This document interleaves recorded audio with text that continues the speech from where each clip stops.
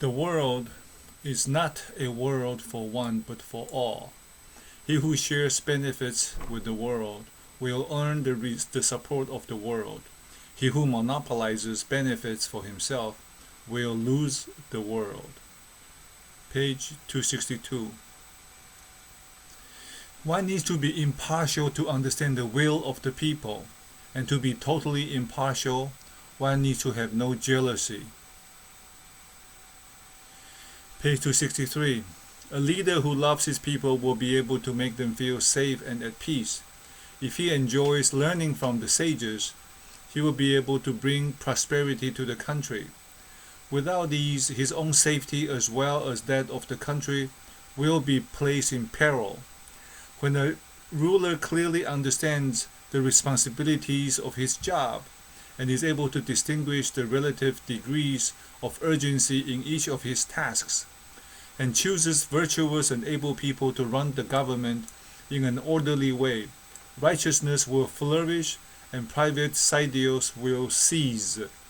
Subsequently, virtuous and able people will be given important posts, while flatterers will be restrained. Those who seek personal benefits will be dismissed, and those who are incorruptible will be entrusted with greater responsibilities. Page 265. I, Minister Dong Zhongshu, have heard that when Emperor Yao was entrusted to be the emperor, he had taken upon himself all the world's concerns as his own concerns. He did not rejoice because he had become the emperor. He got a tough job to do, right? Page 266. The notable politician, thinker, and Confucian scholar Lu Jia, who lived during the Han Dynasty, commented that when the world is at peace, pay attention to the prime minister. When the world is in crisis or at war, pay attention to the general. When the prime minister and the general can work together in harmony, virtuous people will come around and pledge their allegiance. When this happens, power will not be divided even when the world is undergoing change. Page 267. In my opinion, the powerful state of Qin has not attacked the state of Zhao, because both of us are here. Now if we, the two tigers, have conflicts and fight among ourselves, we will no longer be able to work side by side. The reason why I'm doing this is because I'm putting the country's safety before my personal feelings. The big picture. Page 268. Confucius said, people by nature were born good and pure, but bad habits cause them to lose touch with their natural goodness. And in the Buddhist world, through reincarnation, some of those habits are very, very strong, accentuated. And that's why in the Dharma ending age, it's much more difficult to attain enlightenment, and very few people compared to the past. Page 269. Ancient rulers knew that although people prefer decency and honor virtue, people are equally prone to greediness and profiteering.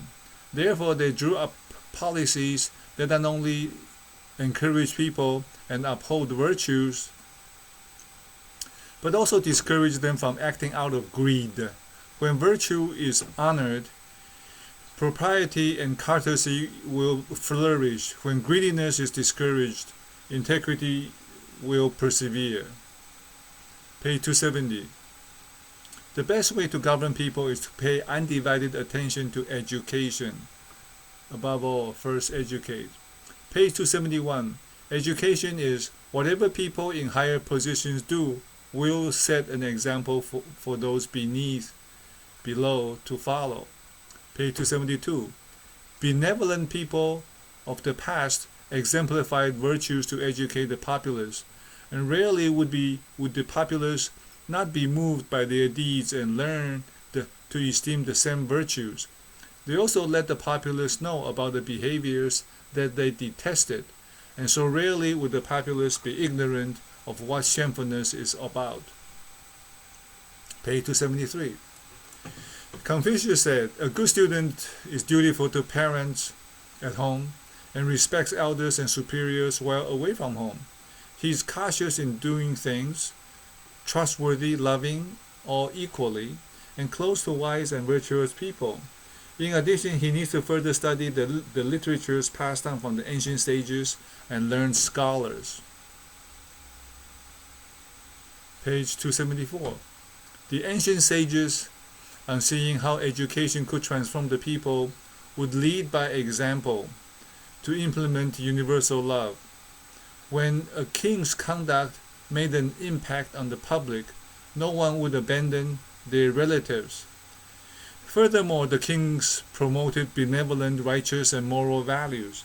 When the people were inspired by these principles, they began carrying them out and turning them into common practice. When the kings led the way in showing respect and courtesy, the public would learn not to fight with one another. When propriety and music were designed to guide and educate the lay people, people would learn to live together harmoniously. These kings made it known to the public what they revered and detested, and so the masses would not defy their prohibitions. Page 276. Confucius said, "For teaching the people to be affectionate and loving, there is nothing better than filial piety. For teaching them propriety and obedience to their elders, there is nothing better than fraternal duty. For changing their manners and altering their customs, there is nothing better than music. For securing the repose of superiors and the good order of the people, there is nothing better than the rules of propriety. The rules of propriety are simply the principle of reverence. Therefore, the reverence paid to a father makes all sons pleased. The reverence paid to an elder brother makes all younger brothers pleased.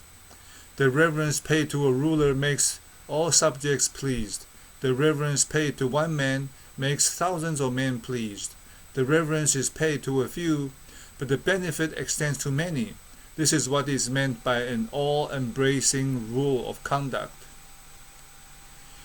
Page 278. Confucius said, "Guide the people with policies and align them with punishment, and people will evade capture and gain no personal sense of shame. Guide them with virtues and align them with propriety, and they will gain their own sense of shame and thus correct themselves." Lao Tzu said, "As law and orders are increasingly written, loopholes and thievery will become increasingly common." Page 279. When Zichang governed the state of Zhang, the populace was not able to deceive him. When Zhejiang governed the country of Shanfu, the populace did not have the heart to deceive him. When Si Manbao governed the country of Ye, the populace did not dare to deceive him. Who among these three governors had the highest ability and wisdom? A wise and perceptive leader should be able to tell the difference and come up with the answer. Page 280. If people do not understand propriety and righteousness, the law will not be effective. For the law can sentence an unfilial son to death, but it cannot make people behave like Confucius or Zhengzi, the exemplar filial son. The law can also sentence thieves and robbers to prison, but it cannot make people behave honestly like Bo Yi. Confucius had 3,000 disciples who could fulfill filial pieties at home and respect elders and seniors when away from home. Their words became guidelines for people to follow, and their deeds were sufficient to make them into role models. All these are due to transformation through education. Page 281. Wen Zhi asked about morality, benevolence, righteousness, and propriety. Lao Tzu said, "Virtue is what people treasure. Benevolence is what people admire. Righteousness is what people venerate. And propriety is what people respect. These are the four implements used by sages to lead and command the world." Page 282. Honoring the virtuous and able, as well as giving recognition to moral excellence, is something to which a sage king would attach great importance. Promoting benevolence and transformation through education is what Confucius would speak of most approvingly. Page 283. If you are planning for 1 year, grow the 5 cereals. If you are planning for 10 years, grow trees. If you are planning for a lifetime, educate people. Excellent. Page 284. Confucius said, there are 3 things that a superior person venerates. The refined person venerates the law of cause and effect. She venerates virtuous people or people with superior status. She venerates the teachings given by saints and sages. A petty person, on the other hand, is ignorant of the law of cause and effect, and therefore does not venerate it. He also treats his superiors frivolously and ridicules the teachings of saints and sages. You reap what you sow. Everybody is saying that, all the great lights. Page 285. The Confucian school of thought most probably originated from C2, the government minister in charge of education. Their career goals are to assist the sovereign, follow the law of yin and yang, and promote the idea of transformation through education. They are dedicated students of the 6 classics focused on practicing benevolence and righteousness.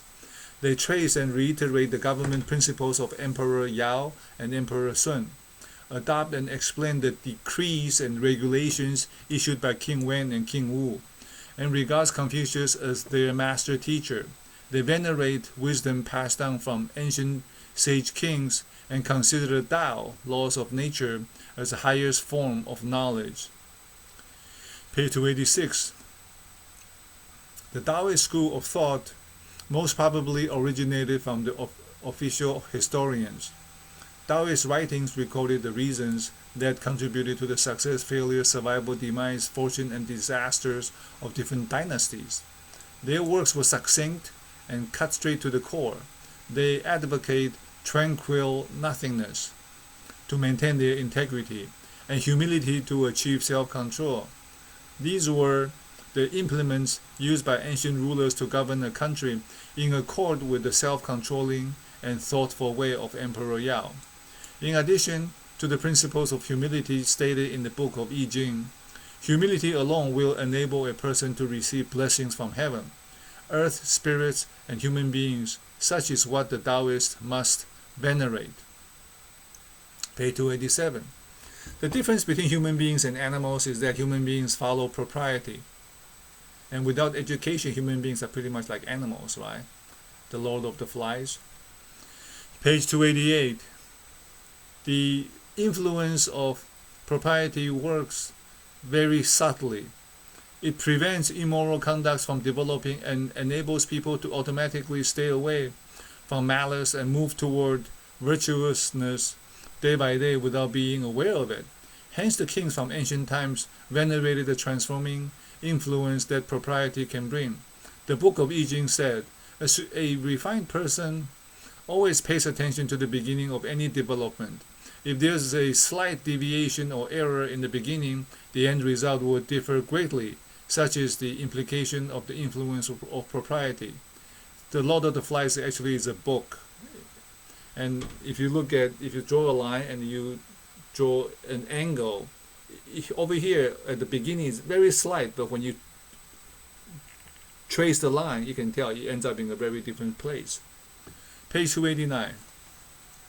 Without propriety, acts of benevolence, righteousness, and virtues cannot be realized. Using teachings that contain no propriety to impart sagely values to the society will inevitably create discrepancies. Without propriety, quarrels and debates about what is right or wrong cannot be resolved fairly. Furthermore, the roles and relationship played by leaders and subordinates, parents and children, as well as among siblings, cannot be determined without the stipulation of propriety. In learning how to run a good administration or other areas of study, failing to observe propriety will make teachers slack in their teachings and students inattentive toward their studies. It will be difficult to foster a close bond between teachers and students. Be it the drawing of tables of government ranks or the organization of the army, the appointment of officials to tasks or the execution of laws.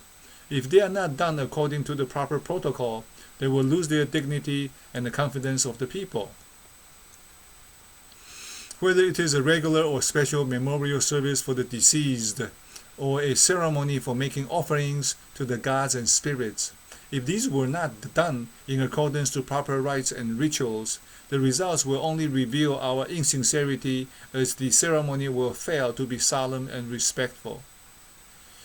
Buddha talks about establishing proper relationship with the heavenly beings, also the beings in the ghost realm. So the funeral rites is for the spirit realm beings. Page 291. The functions of propriety include defining close and distant relationships, clarifying doubts, categorizing subject matters, and vindicating right and wrong.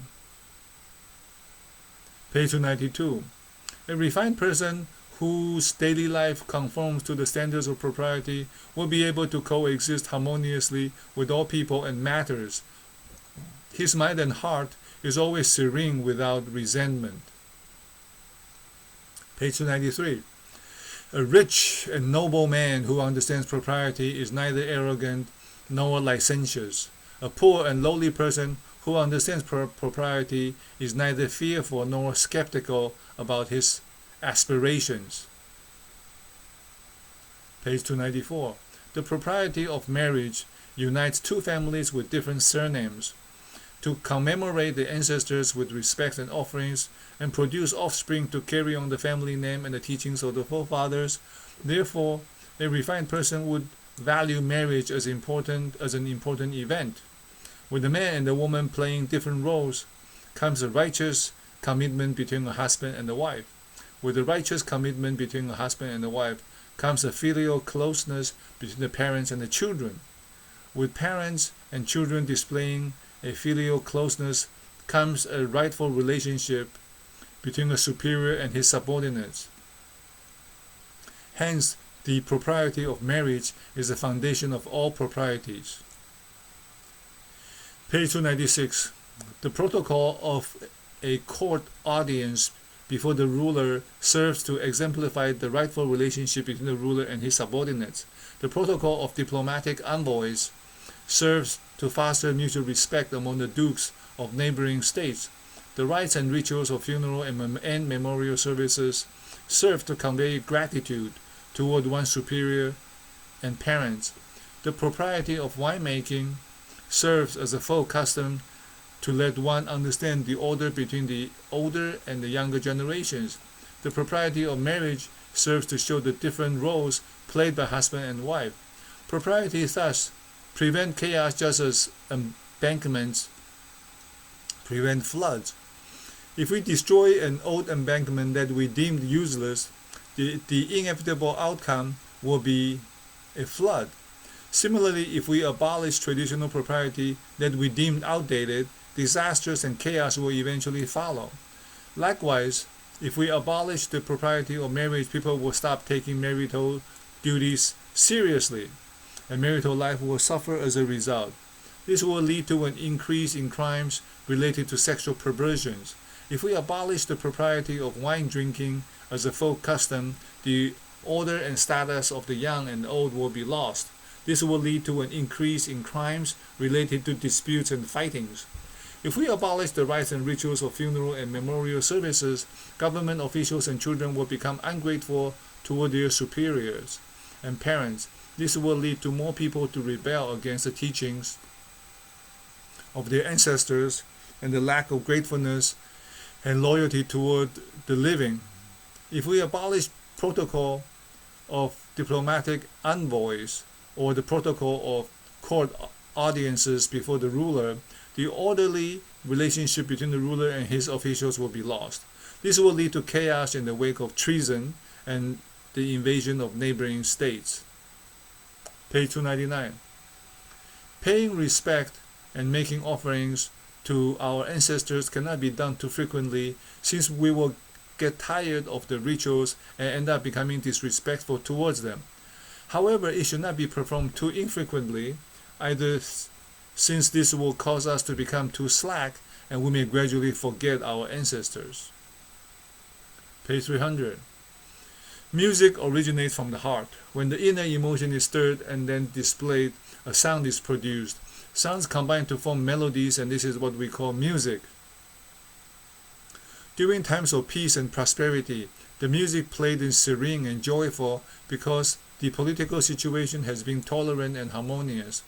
On the other hand, music played in tumultuous times is filled with anger because the government has violated the law of nature and the common aspiration of the people.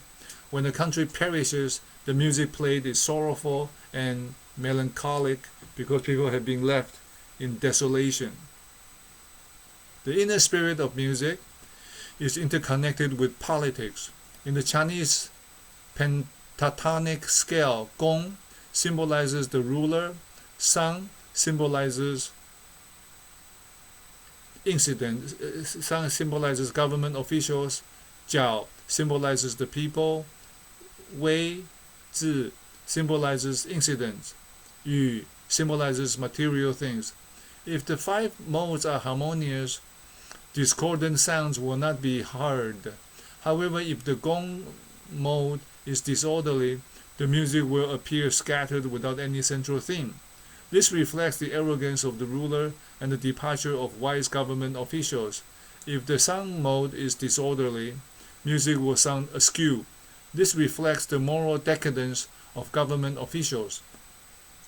If the ju mode is disorderly, the music will be filled with worries, reflecting a tyrannical government and the resentment of the people. If the Z mode is disorderly, music will sound extremely sad. This reflects the never-ending exploitation of farm labor and the suffering of the people. If the E mode is disorderly, music will sound of danger and oppression, reflecting poverty and the lack of material wealth among the people. If all five musical modes are disorderly, crashing onto each other, this music is termed as conceited music, music without any regularity. Once music has reached this point, a country will be destroyed in no time. Very interesting, right? Music has architecture. They had a plate of sand and they played the sound, and the sand pattern changed according to the tone of the music. Page 303. During tumultuous times, music played on wooden and leather instruments produced sounds that are like roaring thunder. Music played on copper, stone instruments produces sounds that are furious and shocking. Light dance music played on bamboo or silk instruments produce sounds that are like calling outcries. These types of loud music can trouble people's mind, deafen ears, and sway people to become licentious, but they cannot bring happiness to people. Therefore, as music becomes more and more insolent, it will precipitate a greater incidence of depression, more chaos, more disrespect for the ruler. Subsequently, music loses its original meaning and purpose. Interesting. Page 305. Music comes from the heart, and propriety set a standard for a person's outward behavior. Grand music must be amiable, and grand ceremonies must be simple and modest. Page 2306. For those who bring benefits to the world will also bring benefits to them. For those who bring harm to the world will also bring harm to them. A benevolent ruler will attract people to follow him because he is good at bringing benefits to the world. Page 307. When a ruler loves his people as if they are his children, and all the people love him as if he is their father, the ruler can then be deemed as a son of heaven in its truest sense. Page 308. The heaven and the earth nourish all things and enable them to prosper and flourish. The sages take good care of the virtuous so that the latter can serve the society and bring happiness to all people. Page 309. Good leaders will love the people as if they were their children and care for them as if they were their own kindred. They grieve for people who are starving and mourn for people who are toiling in hardship. Page 310. I have heard that a country is prosperous and strong because it treats its people tenderly as if they were injured. This is indeed the country's good fortune. On the other hand, a country is in ruin because it tramples on its people as if they were mud or grass under its feet. This is indeed disastrous for the country. Page 311. Emperor Yao cared about all the people in the world, especially for the poor. He felt pain for the crimes and punishments suffered by his subjects, and he worried that people could not lead a good life. If there was one person starving, Yao would say, "It was me who had caused him to suffer from hunger." If there was one person freezing in the cold, Yao would say, "It was me who had caused him to suffer from the freezing weather." If there was one criminal, Yao would say, "It was me who had provoked him to commit the crime." As Yao's kindness and benevolence became apparent, he also set the trend in upholding righteousness. His virtues were so far-reaching and extensive that people encouraged each other to do good things without expecting any reward, and the government was able to govern without using penalties to punish the people. As Emperor Yao demonstrated, a good leader will first forgive people's mistakes and then seek to guide them to correct their mistakes through education. That was the statesmanship of Emperor Yao. That's what Jesus Christ said, right? When you give to the least of my brothers, you also give to me. Page 313. Zizang asked Confucius about the principle of benevolence. Confucius said, "If you can practice 5 types of moral conduct in the world, then you can be considered a benevolent person." Zizang then asked, "Please tell me which 5?" Confucius replied, "Be respectful, tolerant, trustworthy, perceptive, and kind. Respect others and you will not be insulted. Treat people with tolerance and you will gain their support. Be trustworthy and people will have faith in you. Do things perceptively and you will achieve success. Offer kindness to others and they will serve you with gratitude." Page 314. Confucius said, "I have heard that the feudal lords who preside over states or the high officials who own family estates do not worry about poverty, but they worry that the distribution of wealth may be uneven. They do not worry that they will have too few people, but they worry that they may not be able to live in peace. For when distribution of wealth is even, there will be no poverty, and when harmony prevails, there will be no scarcity of people. When there is such a contented repose, there will be no rebellion. In this spirit, if people from afar do not submit, civil culture and virtues are to be cultivated to attract them. Once they have been so attracted, they will be made contented and be able to settle down at ease." Very interesting. Page 315. The so-called good officials nowadays set strict laws to harass the people. They abuse their power and mistreat their subordinates. These officials have no intention of following the laws except to follow their cruel impulses to carry out their actions. There was a management guru said middle management is there to torture the people, something to that effect. So make sure we don't do that. Page 316. 7 losses that can make people destitute. 1. Flood and drought caused by an imbalance between the yin and yang energies. 2. Heavy taxes imposed on farmers. 3. Briberies and the misuse of public funds. 4. The rich gentry exploiting the farmers endlessly. 5. Oppressive officials prolonging the duration of compulsory free labor supplied by farmers, and so hindering normal working hours for the farmers. 6. The countryside is drowned in the sound of drums, alarming the inhabitants about robberies, and the men and women have to rush out in all directions to make arrests. 7. Robbers and thugs stealing money, food, and tools. Worse than the 7 losses are the 7 deaths, the 7 situations that can take away people's lives. 1. The beating and killing of people by cruel officials. 2. Harsh prosecution of criminal cases. 3. False accusations of innocent people. 4. Widespread robberies and thefts. 5. Vengeance among the enemies. 6. A year of poor harvest causing famine. Page 318. Rampant epidemics and diseases. When the 7 losses make people destitute, it will be difficult for a country to attain stability. With the 7 deaths taking away people's lives, it will be extremely difficult to get rid of corporal punishment. Page 319. There are 8 policies that can make a country prosperous. 1. Exercise fiscal austerity to set aside more than adequate financial reserves. Save money, right? 2. Master the agricultural cycles to help farmers produce an abundance of commodities. 3. Attach more importance to agriculture than to trading. 4. Ensure the people have stable employment. 5. Control government expenses. Live within your means. 6. Exercise monetary policy to equalize wealth. 7. Check the influence of lobbyists. 8. Put an end to cliques that band together for selfish purposes. Page 321. Prices of goods will decline when there is a surplus. The government can take the opportunity to buy the goods and stockpile them. When the demand is greater than the supply, the price will go up and the government can sell off the goods. If the buying and selling is timely, demand and supply will be balanced and the prices of goods will be stabilized.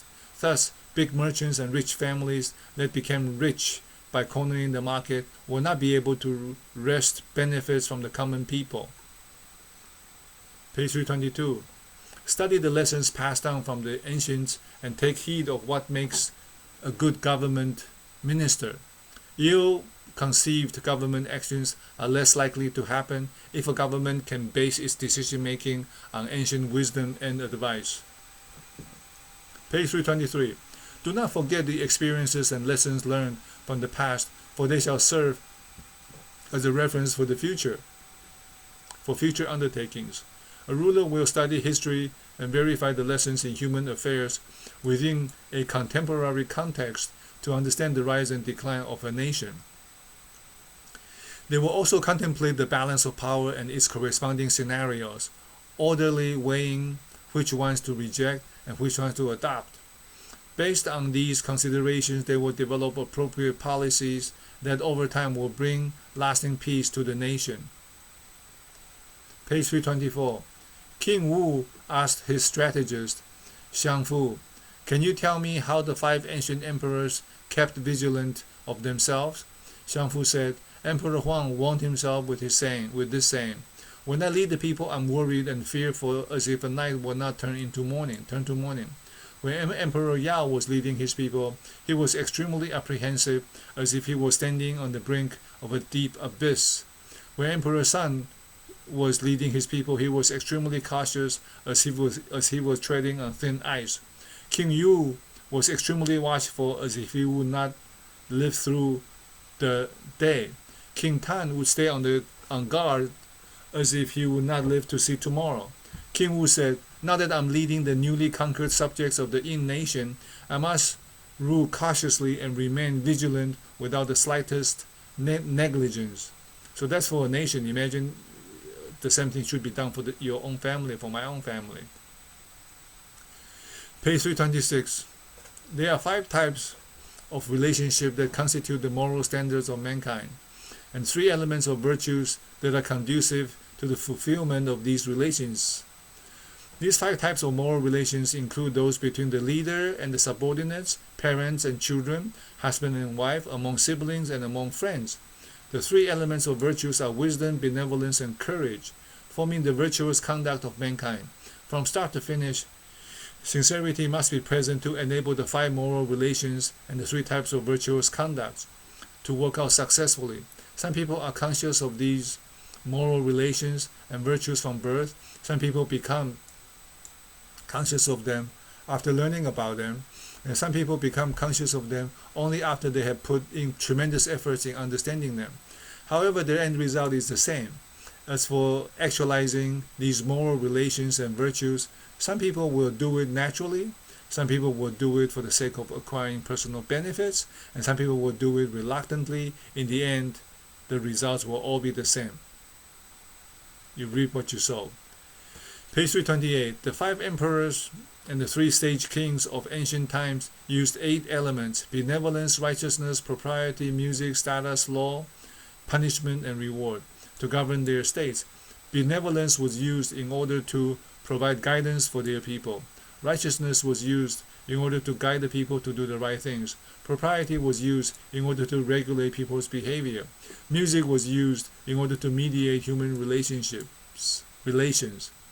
Status was used in order to define people's social roles. Law was used in order to align the people. Punishment was used in order to deter people from committing crimes. Reward was used in order to encourage people to do good deeds. Page 329. Therefore it was said that being benevolent is nothing more than loving and protecting the people. Being wise is nothing more than knowing who are the virtuous. Being an able government leader is nothing more than knowing whom to hire for the right job. If the leader of a state can fulfill these three conditions, people from all over the world will submit to him. Page 330. The king, son of heaven, was responsible for teaching the man, and the queen was responsible for teaching the ladies to be gentle. The king handled the tough masculine matters, and the queen handled the gentle feminine issues. The king managed the external affairs, and the queen managed the internal affairs. When the education of men and the gentleness of women became customary, and when external and internal affairs were harmonized, such that family and official affairs were managed equally well, this could be considered as the glorious exemplification of virtuous conduct. So nowadays, men and women are equal, so as long as people tend to the external and the internal affairs, regardless of their gender, then I think that's the principle. Page 331. There are 4 skills that enable a good government. First, be trustworthy and loving toward the people. Second, be fair and selfless. Third, appoint virtuous and able people to run the government. Fourth, manage financial resources carefully. Prudential financial management will ensure sufficient wealth for the nation. Employing virtuous and able persons to run the government will enable the government to make more contributions. Selfless devotion provides the source of wisdom, and loving the people trustingly embodies the conduct of parents loving their children. Page 332. When the granary is replete with staple foods, people will comprehend the meanings of propriety. When they have sufficient food to eat and clothes to keep them warm, they will comprehend the meanings of honor and disgrace. When a leader obeys the legal standards of propriety, his close relatives will live in unity and harmony. When the 4 anchors in building a nation are upheld, the ruler's directives will be carried out without impediment. Dispensing with these 4 anchors will lead to the downfall of a nation. If one of these 4 anchors was broken, the country would become unstable. If 2 of these anchors were broken, the country would be in danger. If 3 of these anchors were broken, the government would be toppled. If all 4 anchors were broken, the state would be in ruin. A state that is unstable can still be restored to its equilibrium. A state that is in danger can still be restored to its peaceful state. Even when the government is overthrown, it is still possible to save the country. But resurrecting a ruined country would become impossible. So what are these 4 anchors? They are propriety, righteousness, integrity, and moral shame. A government is effective because it responds to the common aspirations of the people. A government that runs against people's aspirations will be abandoned by the people. Page 334. According to the ancient customs, the social status of teachers was highly revered. Thus, no sage king would show disrespect toward his teachers, irrespective of whether the teachers were nobles, low-ranking, wealthy, or impoverished. Page 335. King Tan asked, "When can a minister not be addressed as a minister by the king?" Yi Ying replied, "There are 4 scenarios where this can happen. Your Majesty's uncles are senior ministers whom you cannot address as ministers. Your Majesty's elder brothers are senior ministers whom you cannot address as ministers. Ministers who had served under the late kings are senior ministers whom you cannot address as ministers. Furthermore, people who are most virtuous can become senior ministers, but they cannot be addressed as ministers. This protocol is appropriate within the principles of moral law." Reverence and respect. Page 336. Confucius said, "He who is not in any particular office has nothing to do with plans for the administration of its duties. So lots of people like to criticize leaders. Page 337. If a leader were to take charge of everything, his subordinates would not take the initiative to perform their duties. This would mean that the role of the leader and the subordinates is reversed, a situation which will bring forth disorder. If a leader does the opposite, the subordinate will perform the duties that are appropriate to them and complete their appropriate tasks, such as the orderly leader-subordinate relationship, which is the key to distinguishing peace and order from chaos and turbulence. This should be very well understood. Page 338. Government regulations should not be issued by too many departments. Different instructions given on the same regulations will confuse people. Page 339. Wise kings of the past would reward or punish an individual based upon his merits or misdeeds. The despots of tottering dynasties would punish and or reward an individual based on their personal preferences. Page 340. If rewards are not given to the deserving individual, good people will lose their confidence and begin to doubt if their efforts are worthwhile.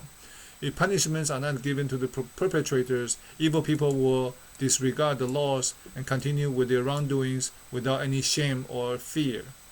Page 341.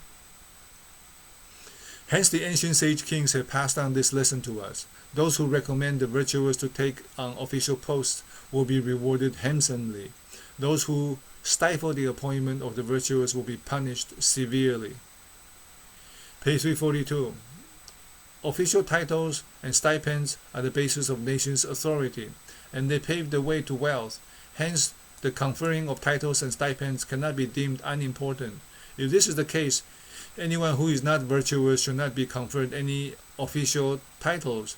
Anyone who is not meritorious should not be given stipends. Once the rules and regulations regarding the conferring of titles and stipends are established, good officials will not dare to accept noble titles if their moral standing is unsatisfactory. Dedicated ministers will not dare to accept handsome stipends if their contributions are meager. Under such circumstances, all will men of small virtue and meager contributions dare to use deceptive maneuvers to meddle with the system of titles and stipends. Page 344. The Marquis Wang of Wei State asked Li Kai, what factors contributed to the emergence of punishment? Li Kai said, punishment was born as a means to subdue treacherous and promiscuous behaviors, just as hunger and cold will compel people to commit treacherous acts. The consumption of overly decorative garments by high society will bring about dissolute behavior. When farm workers are forced to build lavish mansions with intricate carvings, this will hinder their agricultural production. When the female needle workers are forced to make excessive ornamented garments, this will hinder their normal textile production. Delayed agricultural production is the source of hunger, and delayed textile production is the source of not having enough warm clothing for cold weather.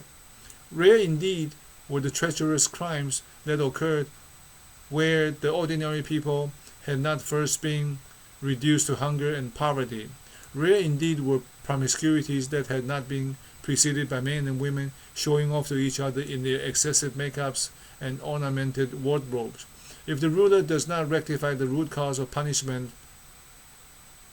but to seek only to punish the people, surely this will be detrimental to the well-being of the country. Root cause analysis, right? Page 346. Try using benevolent means first before enforcing the law. Try using education to transform people before using penalties to punish them. This is the order of importance in the governing of a country. Page 347. The legal system is neither bestowed by heaven nor born out of the earth. It is created by human beings to regulate and restrict their behavior. If we can get to the root of the problems, we will not make petty mistakes. If we can master the principles, we will not be trapped in doubts. If a ruler is able to handle a task competently, he will not reproach or criticize others for their inability to do the same. If a ruler is unable to accomplish the task, he will not demand others to accomplish the task for him. What he does not want others to do, he must first forbid himself to do the same. Therefore, a ruler must lead by example, and when legislators are able to follow and abide by the prohibitions that they have established, the populace will certainly become law-abiding. And there are companies out there when the managers clearly know some things cannot be done, but they make you do it, and they punish you and complain and drive you out. Page 349. King Chen of Zhou Dynasty said, "To my officials at all levels, you are expected to manage your work dutifully. You should be careful with any orders that you issue, and once an order has been issued, it must be carried out and cannot be changed at all. Be fair-minded and let go of personal interests or grievances. If you can do so, people will definitely trust and follow you." Page 350. Shan Shu said, "It is better to be faulted for not following the usual investigation procedures than to make a mistake and putting innocent people to death." Page 351. Confucius said, "In hearing lawsuits, I'm no better than anyone else. What is imperative is to make it so that there are no lawsuits." He's not a lawyer, he's an educator. Page 352. A good leader deploys military forces to save and not to harm, to salvage and not to create crisis. Thus it is said, warmongers will be annihilated, but he who fails to prepare for war will face danger. That's pretty much what Sun Tzu said in The Art of War. Page 353. The art of war is a matter of life and death. No amount of effort can restore life to men killed in action. Thus, the deployment of war as an option is never an easy decision. Page 354. Weapons are instruments of evil omen. They are not the instruments of a superior, of a refined person. A refined person uses them only out of necessity. Calmness and repose are what he prizes. Victory by force of arms is to him undesirable. To consider the latter desirable would be to delight in the slaughter of men, women, and children. He who delights in the slaughter of men, women, and children cannot instill his will in the world. On occasions of festivity, seats on the left are more prestigious. On occasions of mourning, seats on the right are more prestigious. In the army, the commander-in-chief has his place on the right, and the second-in-command has his place on the left. This signifies that the army adopts the same principles as that of the funeral rites when they go to war. He who has killed multitudes of men should weep for them with the bitterest grief. The victor in battle has his place according to the funeral rites. Page 356. Barren land with thorn bushes and people living in privation are remnants of an army's presence. After a war, bad years will follow. Page 357. Maneuvering an army of 100,000 soldiers will cost millions of dollars per day. And winning all battles is not necessarily the best strategy. Winning without waging a battle is the greatest strategy of all. Page 358. An army raised to rescue people from tyranny is a righteous army. It will win the support of the people. An army raised to defend the territory against invasion is a counteracting army. It will win in the end. An army raised to fight bitterly at the slightest provocation is a wrathful army. It will lose the war. An army raised without discipline will steal and rob people's belongings. It is a greedy army that will be dislodged. An army raised to believe that it is an army of a superpower state is an arrogant army. It will be annihilated. These 5 principles are not the doing of any human. They are the way of natural law, the Tao. Page 359. The deployment of military forces is of vital importance to a state, as it is a matter that will decide life or death. The fate of a state lies in the hands of the generals, and so kings in the past placed utmost importance on the selection of generals and commanders. Page 360. Regard your soldiers as your children, and they will follow you into the deepest valleys. Look upon them as your own beloved sons, and they will stand by you even unto death. Page 363. A family that accumulates many good deeds will bring wealth and blessings to its descendants. A family that accumulates many bad deeds will bring calamities to its descendants. We reap what we sow, and we all get what's coming. Page 364. If acts of goodness were not accumulated, one's name could not be established. If acts of evil were not accumulated, one's life could not be destroyed.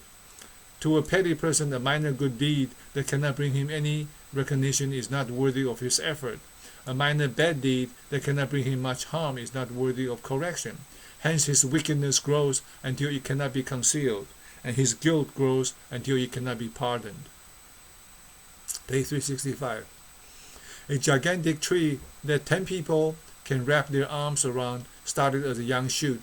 When the shoot was not well formed, it could be easily snapped with one step of our foot or uprooted by a simple pull.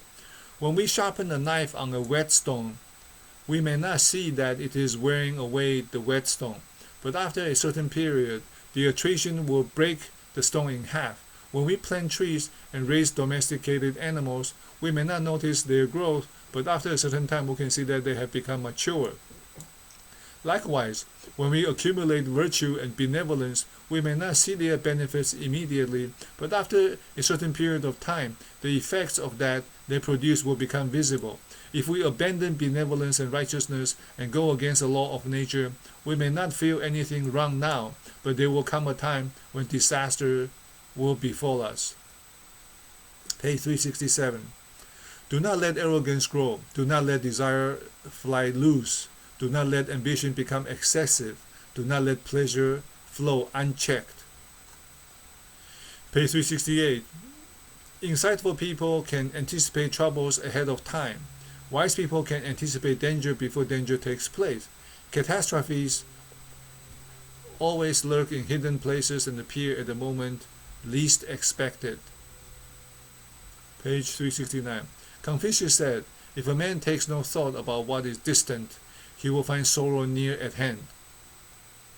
Page 370. Confucius said, he who rests safe in his seat will bring danger upon himself.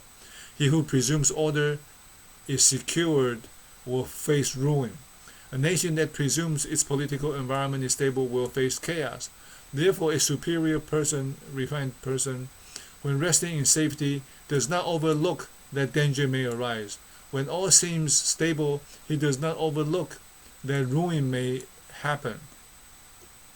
When all is in a state of order, he does not overlook that chaos may erupt. In this way, his person is kept safe, and his states can be preserved for a very long time. The Book of I Ching says, always alert yourself. The end is near. The end is near. And the security of the state will be firm as if bound to a clump of bushy mulberry trees. Page 371. Misery, happiness, is to be found by its side. Happiness, misery, lurks beneath it. Who can tell what either will come to in the end? Duality, right? This is how duality is. Page 372. People who advise others to curve the chimney and move the firewood away were not thanked with gratitude. In contrast, those who saved fire victims and got badly burned and injured were treated as guests of honor. This description laments the fire victims' mistake of inverting priorities. So it is not just a story about curving the chimney and removing firewood to avoid the disaster. People often do not take adequate precautions. Instead, they do their best to control the damage after the fact. Rare indeed are strategists rewarded, while fighters are frequently honored. People like to firefight. When you can help in a crisis, you are the hero. In corporate America, people do the same thing. Being disrespectful and playing pranks on others will ruin our virtues. Overindulgence in things that give us pleasure will ruin our ambitions. It's like a rubber band. You lose your pin. Jizi was the uncle of the despot King Zhou. When King Zhou began using ivory chopsticks, Jizi lamented. Since His Majesty is using ivory chopsticks, he will start drinking from a jade goblet, and after drinking from a jade goblet, he will start craving for exotic things to satisfy his appetite, and so the chase after luxurious horse-drawn chariots and palace chambers will begin. By then, our country will have no hope of reversing its misfortune.